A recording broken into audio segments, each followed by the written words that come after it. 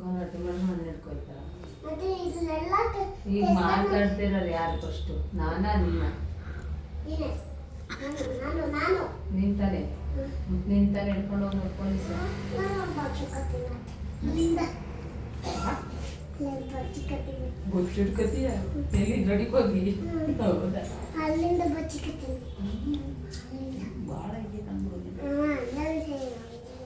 ಅಯ್ಯೋ ಅಲ್ಲಿ ಕ್ಲೀನ್ ಮಾಡಿಲ್ಲ ಮಾಡ್ತಾರೆ ಬಿಡು, ಮತ್ತೆ ನಾನೇನು ಮಾಡಲಿ? ಅವ್ರ ಕಾಲಿಂದ ಗಣೇಶ ನಿಮ್ದು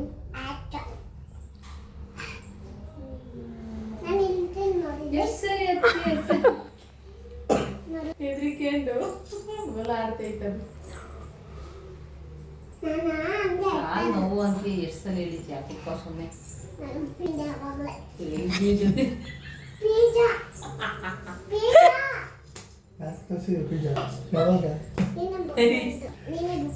ಅವತ್ತು ಇವತ್ತು ಮಾಡಿದ್ದ ಮಾಡಿದ್ದ